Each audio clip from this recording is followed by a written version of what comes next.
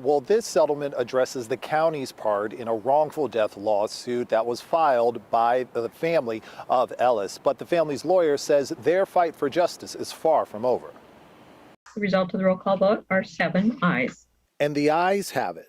This afternoon, all 7 of Pierce County Council members voted to approve a settlement amount of over $4 million to the family of Manuel Ellis. Ellis was killed in March of 2020 while being taken into police custody. Video footage of Ellis's death led to calls for an independent investigation into the incident.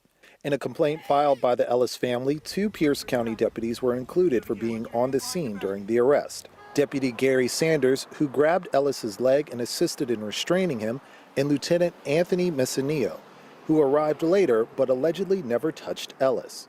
Attorney James Bible is hopeful that this is the start of the end of a 2-year-long journey. The process is long and it's hard. This is just one of the first steps in terms of the process, but there's certainly more to come as we address all of those that played any role in the killing of Manuel Ellis. Jamaica Scott of the Tacoma Action Collective says that while the settlement may give the Ellis family some sense of relief, it can't take away the trauma of losing a loved one.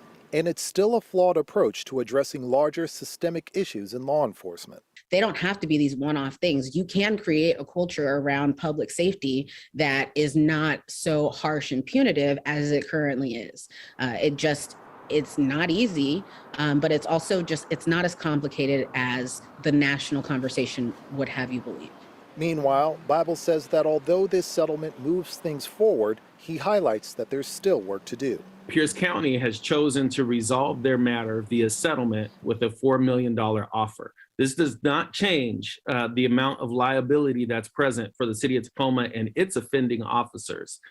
They are focusing both on civil litigation and also on the murder trial that is up and coming. Now, the trial addressing the criminal charges against the 3 Tacoma police officers is scheduled for October 3rd. Tacoma officers Matthew Collins and Christopher Burbank are both charged with second-degree murder, and Officer Timothy Rankin is charged with first-degree manslaughter. But for now, we're live in Tacoma. Lionel Donovan, King 5 News.